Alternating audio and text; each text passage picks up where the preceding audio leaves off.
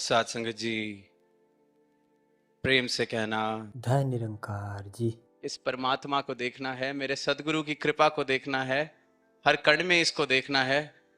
तो ये जो आंख इन्होंने मुझे बख्शी है, ये पहले प्राप्त कर लो, ये इससे ले लो। आज बार बार हमने सुना कि सदगुरु के चरणों में जो आ जाता है, उसके सारे पाप कट जाते हैं, उसके सारे कर्म कट जाते हैं। क्योंकि सदगुरु अपना ब्रह्म ज्ञान जब बख्शते हैं तो मुझे ये बता देते हैं कि तू करता नहीं है। तो अगर अब आगे का जीवन कर्ता मान के जिया जाएगा, फिर तो इस ब्रह्म ज्ञान का कोई फायदा नहीं। और इस बात का एहसास घट जाएगा कि मैं हूं क्या, तो फिर अच्छा बुरा कोई कर्म, सही गलत कोई कर्म, मेरे सही गलत की परिभाषा भी फिर मेरी अपनी नहीं। फिर जो सतगुरु ने कह दिया, अक्सर हम कहते हैं दिन को दिन, रात को रात, रात को दिन, सतगुरु जो कह दे हम उसको मान लें। पर वहीं हमारी कंडीशनिंग फिर बीच में आने लगती है, जो मैं पल पल बड़ा होते होते सीखता आया कि क्या सही क्या गलत। अगर कभी कुछ उसके विपरीत मुझे कह दिया जाए तो वहां फिर समर्पण मैं नहीं कर पाता। वहां मेरा अहंकार या मेरी जो हस्ती जिसको मैंने इकट्ठा किया है इतने सालों से, वो बीच में आकर खड़ी हो जाती है कि बात तालमेल नहीं खा रही। आज कुरुक्षेत्र के मैदान का भी जिक्र हुआ कि किस प्रकार अर्जुन हथियार नहीं उठा पाया, क्योंकि सही गलत कि मैं कैसे अपने परिवार के खिलाफ युद्ध कर सकता हूं, ये तो ठीक नहीं, ये तो नैतिक बात नहीं। फिर जब विराट स्वरूप दिखाया गया, कर्ता भाव को हटा दिया गया, फिर ये बात समझ आई कि जो तुद भावे सोई भलिकार, जो आप कह दें वही सही, मेरी रजा की गुंजाइश ही ना बचे, जो आपकी रजा वही सही। तो सुकून जीवन में आना अनिवार्य है, आएगा ही आएगा, क्योंकि तनाव का कारण ही सिर्फ और सिर्फ मैं हूं। परमात्मा किसी को जोर जबरदस्ती अपने दर पर नहीं झुकाता, सदगुरु किसी को जोर जबरदस्ती अपने दर पर नहीं झुकाता। ये तो खुद को दास कहते हैं। पर इनके दर पर जो झुक जाता है वो उस परम आनंद को प्राप्त करता है, क्योंकि इनके दर पर झुकना मतलब प्रेम से झुकना। दास भावना मतलब प्रेम से आई गई वो दास भावना, जहां मैंने खुशी खुशी इस बात को पहचान लिया कि मैं तो कुछ हूं ही नहीं। इस बात का एहसास हो गया कि आपने मुझे प्रवान कर लिया, इसी से सारे सुख हैं, इसी से सारा आनंद है। अभी गीत की पंक्तियां भी सुनी कि तेरी चरना दी धूली दे जर्रे, मैल दिल दी मेरी धो गए। सारे का सारा सार सुकून प्राप्त करने का इन पंक्तियों में मिल जाता है कि इनके चरणों की धूली से मेरी मैल, मेरी मैं की मैल, मेरा अहंकार, मेरे होने की इच्छा, ये जो बार बार मैं खुद बाधा बन जाता हूं अपने सुकून की, आपकी चरणों की धूली से ये सब मिट जाता है। और जो रह जाता है वो सुकून है। हुन तां एक सतगुरु मन विच वसिया, मेरी होशां तो दो मिट गए। ये जो दो से एक की यात्रा है, अब तक तो जो मैं परछाई अपने साथ लेके चलता हूं, जो हस्ती मैंने अपनी बना ली है, जो ये परछाइयों की लड़ाई में मैं जीत हार के विषय से अपना सुकून खोए चलता हूं कि मेरी परछाई किसी और की परछाई से छोटी है या बड़ी, मेरी परछाई पर किसी ने पैर रख दिया, कोई जानता नहीं मैं कौन हूं। अभी तो इन्हीं परछाइयों की लड़ाइयों में जब तक मैं फंसा रहूंगा तो सुकून तो जीवन में आ नहीं सकता। और जब ये बात समझ आ गई कि मेरी परछाई, ये जो माया, ये जो भ्रम मैंने पाले हुए हैं, यही कारण है मेरे और सुकून के बीच में बाधा का, तो फिर इनसे भागना नहीं, क्योंकि भागकर भी कहां पहुंचेंगे। कहीं पढ़ा दास ने कि कोई इंसान, उसको अपनी परछाई से ही फोबिया हो गया, एक डर बैठ गया अपनी परछाई से, तो ताउम्र भागता रहा और भागता भागता ही प्राण छोड़ दिए। उसको कोई मिला नहीं ये बताने के लिए कि परछाई से बचना है तो जाके पेड़ की छाया में बैठ जाओ। और ये जो माया रूपी परछाई हमने अपनी भ्रमों की, अहंकार की, जो कल सदगुरु ने कहा कि इकट्ठा करने में तो पूरी उम्र लगती है, पूरी उम्र से बनाई गई परछाई इतनी बड़ी जो मैं लेके चल रहा हूं, तो वो जो इनकी दो तलियों का ज्ञान है उसकी छाया में जाके ये मिट जाती है, सहज में ही खत्म हो जाती है। तो ये जो जीवन मिला है, ये अवसर मिला है, ये सुकून की अवस्था को प्राप्त करने का, ये सबके हिस्से बराबर आया है। ये कहीं भी भेदभाव नहीं इसमें कि कोई किसी कोटे से, कोई किसी खास पेपर को पास करके इस धरती पर आया है जिसका सुकून को प्राप्त करने का चांसेस ज्यादा हैं। ऐसी कृपा करते हैं कि जहां हम जाएं स्वर्ग अपने साथ लेकर चलते हैं। ऐसा आनंद, ऐसी अवस्था, क्योंकि इनकी शिक्षा, इनका ज्ञान, तो सदगुरु का ज्ञान जब जीवन में बस जाता है तो इस बात का एहसास जीवन में बस जाता है कि मैं हूं कौन, मैं हूं क्या, कि ये जो परमात्मा का अंश जो मैं हूं, मेरा असल रूप, मैं खुद को फिर ये आत्मा के रूप में इस सत्य के साथ एक मिक बिठाकर जानता हूं, तो जीवन को देखने का, जीवन को जीने का नजरिया ही बदल जाता है। तो फिर जहां जाएंगे, तो जहां जाऊंगा वो सुकून मेरे साथ चलेगा। कल भी सच्चे पातशाह ने बात फरमाई मानवता के नाम संदेश में कि जिसके दिल में खुद ही तनाव, चिंता, रंजिश, वो चाहकर भी किसी को सुकून कैसे देगा। उसको स्वर्ग के दरवाजे पर भी छोड़ाया जाए वो वहां भी नरक बना लेगा। कहीं पढ़ने को मिला कि ऐसे ही किसी आदमी ने अपनी जीवन की यात्रा पूरी करी, तो अब बैठे हैं, जैसे सुनते आए हैं कि स्वर्ग और नरक के दरवाजों पर हिसाब किताब चल रहा है कि कहां भेजा जाए। तो ताउमर जीवन ऐसा जिया गया कि जाना तो नरक में ही बनता है। तो वहां जो अकाउंटेंट हैं वो कह रहे हैं आपका हिसाब किताब जोड़ लिया है, नरक में जाना पड़ेगा। तो आगे से जवाब देता है कि आप मुझे क्या नरक में भेजेंगे, मैं तो ताउमर जितनी उम्र जी है नरक में ही रहा हूं, जहां गया हूं नरक ही बनाया है।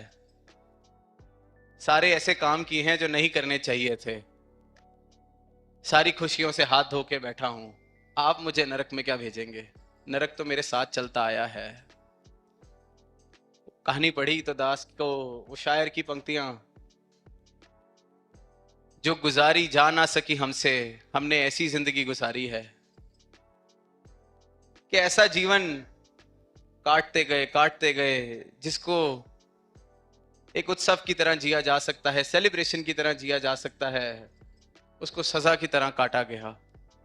अब वो जो अकाउंटेंट थे उनको भी थोड़ी ठेस पहुंची कि ये तो पहली बार ऐसा सुनने को मिला है कि इसको नरक में कौन भेज सकता है। तो आगे से जवाब देता है कि चल तेरे को फिर मैं स्वर्ग में भेज देता हूं। तो कहता है वो भी आप नहीं कर सकते, क्योंकि आप मुझे वहां भेजेंगे तो मैं आपके स्वर्ग को भी नरक बना दूंगा, क्योंकि मेरा नरक तो मेरे साथ ही चलता है। और यही इंसान की दशा है, नश्वर में शाश्वत की तलाश कर रहा है, जो खत्म होने वाला है उसे सब कुछ मान के बैठ रहा है, सच और झूठ का उसको फर्क पता नहीं, और पता भी चलता है तो फिर वो ऐसे सोचने लगता है कि जीवन का सार ही क्या है।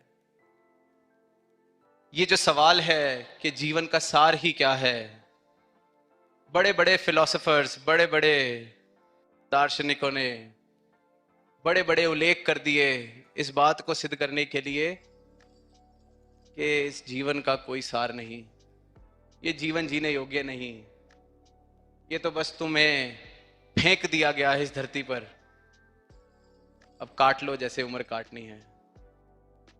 और जीवन का एकमात्र सार, जीवन को सार जिस चीज से मिलता है वो है प्रेम। और वो प्रेम कोई सौदीबाजी वाला प्रेम नहीं, वो प्रेम नहीं जिसे दुनिया प्रेम समझती है।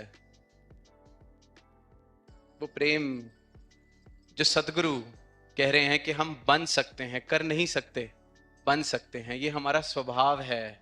इस परमात्मा को प्राप्त करके, हर एक कण कण में इस परमात्मा के दर्शन करके, जो प्रेम, जिस तरह से परमात्मा ने तुम्हें प्रेम की छवि बनाकर भेजा है, अपनी उस अवस्था को प्राप्त करके खुद प्रेम बन सकते हो। और जब वो प्रेम जीवन में आता है तो जीवन में सिर्फ और सिर्फ सार ही दिखता है। वो अक्सर जो बात बचपन से सुनते आए हैं, जब परमात्मा के विषय में कहा जाता है कि गूंगे का गुड़, कैसे बताए गूंगा कि क्या है भक्ति का आनंद, कैसे बताए भक्त कि क्या आनंद मुझे मिलता है इस भक्ति से। कैसे किसी को अपने दिल के भाव वो बताए कि क्या आनंद मुझे मिलता है जब सदगुरु के दर्शन होते हैं, क्या आनंद मुझे मिलता है जब इनकी एक झलक भी प्राप्त हो जाती है। अब उस नज़ारे को देखने के लिए तो वो भक्त वाली आंख, और वो भक्त वाली आंख भी फिर देने वाला ये सतगुरु, अपने भाव रखने का, गीत गाने का, कविता पढ़ने का। तो महापुरुषों ने उसके बाद कहना कि आज तो आपने कमाल कर दिया, दिल को छू लिया आपके वचनों ने, निरंकार के साथ लिव जुड़ गई आपका गीत सुन के। तो अंदर जो उछल कूद मचती है, खुशी मचती है, बहुत ही अच्छी लगती है। और फिर हम सब, क्योंकि संगत जाते हैं, महापुरुष हैं, हमारी वोकैबुलरी, एक हमारा जवाब है कि सब इनकी कृपा, ये करवाने वाले, इन्होंने गवा दिया, इन्होंने बुलवा दिया। पर अगली बार जब फिर उससे भी बेहतर बोला और नीचे उतर के किसी ने नहीं कहा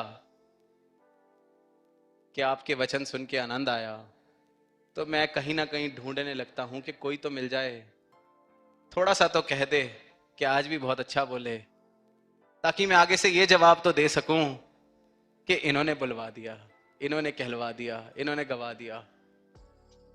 तो ये जो जवाब ये वाला देने की आतुरता कि मैं सदगुरु का नाम ले दूं, मेरी कोई तारीफ हो, तो ये भी मन का खेल, ये भी अहंकार का खेल, जिससे कई बार हम इन छोटी छोटी चीजों की वजह से अपना सुकून गवा बैठते हैं कि आज किसी ने कुछ कहा नहीं, आज कोई कमी रह गई। ऐसे छोटे छोटे खेल इंसान खेलता जा रहा है, और जब समझ आएगा कि इस प्रशंसा की कोई कीमत नहीं, मैं करता हूं ही नहीं। और दुनियादारी में भी देखते हैं तो प्रशंसा का कोई मूल्य नहीं। ऐसे ही किसी रैली से वापस आकर एक लीडर ने अपने करीबी दोस्त को बड़ी नाराजगी जाहिर की कि आज मजा नहीं आया रैली में जाकर। वो कहते क्यों? कहते आज बहुत कम हार डाले गए। कहते नहीं नहीं, 10-12 हार आपके गले में डाले, मैंने खुद देखा है। कहता है 20 आदमियों को तो हार खरीद के मैंने दिए थे गले में डालने के लिए, उसमें से भी 10-12 ने ही गले में हार डाले, तो मजा नहीं आया।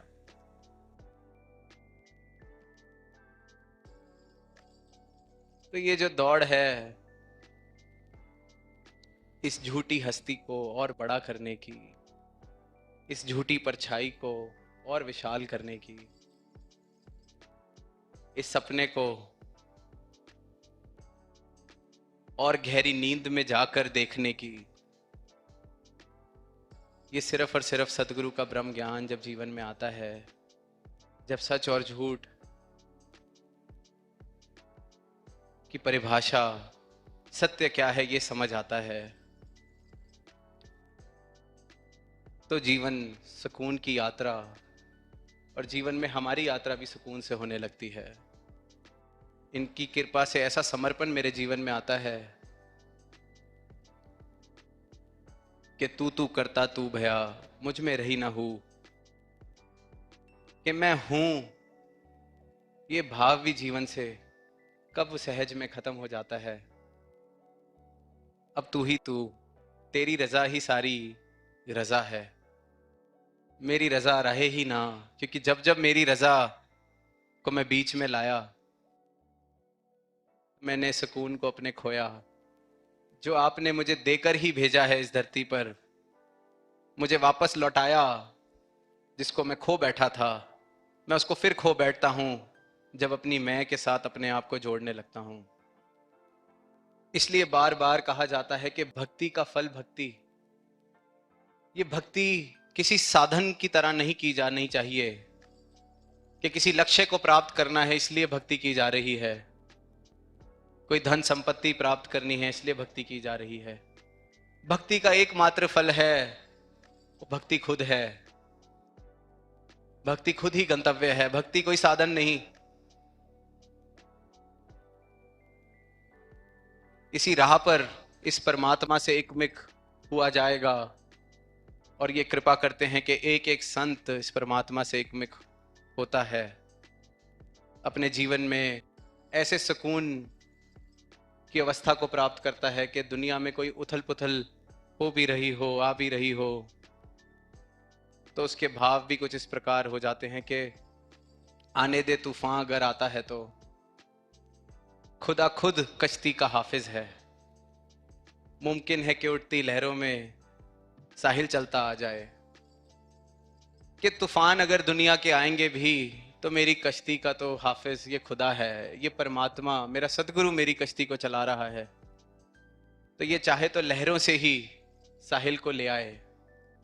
और ये तो साथ संगत जिसकी कश्ती का खुदा ये सदगुरु हाफिज है, उसको लहरों की भी जरूरत नहीं। वो लहरों के अंदर ही जिस पल इनके हाथ में थाम दी अपनी कश्ती, वो साहिल पर पहुंच ही जाती है। फिर तूफानों का भी कोई डर नहीं रहता। ये दुनियादारी के शेर हैं जहां पर लहरों से उम्मीद की जा रही है कि साहिल आ जाएगा। यहां लहरों की फिर कोई गुंजाइश ही नहीं बचती, साहिल पर लाकर ये खड़ा कर देते हैं। ऐसी अवस्था सबको बख्शते हैं जो जीवन इस परम अवस्था को प्राप्त करने के लिए मिला है। और सदगुरु तो ऐसी कृपा करते हैं कि मेरे प्रयासों में चाहे मैं जितनी बार हार जाऊं, प्रयास करूं भी कि ना करूं, इनके दर पर सर झुका देता हूं तो बाकी ख्याल ये खुद ही रख लेते हैं। पर जहां ये जीवन की यात्रा करनी है, जहां जीवन की परिस्थितियों से गुजरना है, वहां खुद का समर्पण अगर पूर्ण रूप से कर पाएंगे तो अवश्य ये जो जीवन मिला है ये सुकून से बिता पाएंगे। अवश्य अपना नाता फिर इस शाश्वत से, अविनाशी से, इस निरंकार से जोड़कर फिर किसी उथल पुथल से ऐसा हाल नहीं हो जाएगा कि जीवन जीने लायक ही ना लगे।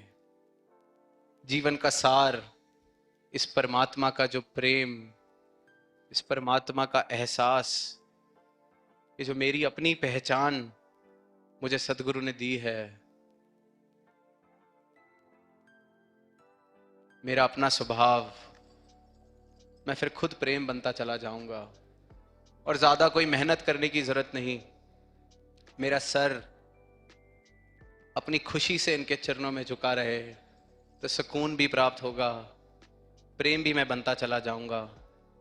वहीं जहां मेरा समर्पण पूर्ण रूप से इनके चरणों में हो जाता है, मेरी मैं इनके चरणों में मिटने लगती है, मेरी दिल की मैल इनके चरणों की धूली से साफ होने लगती है, तो मैं भी अपने आप सुकून होता चला जाता हूँ, प्रेम होता चला जाता हूँ।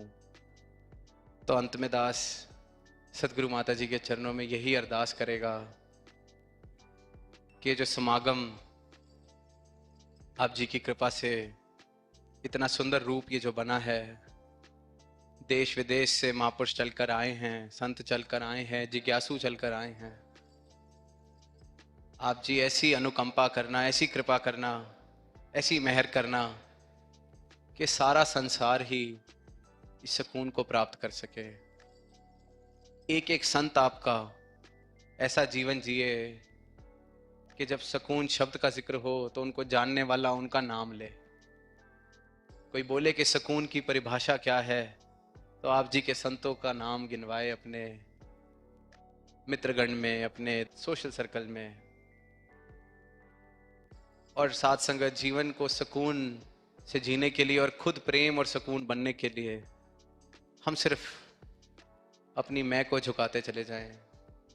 सतगुरु मैनू चरनी लाया, भरम भुलेखा सब गवाया, चिंता दिल दी हो गई दूर, जिधर वेखा नूरो नूर। जब चिंता दूर हो जाएगी तो जो रह जाएगा वो सुकून ही है, और वो इनके चरणों से ही मिलना है।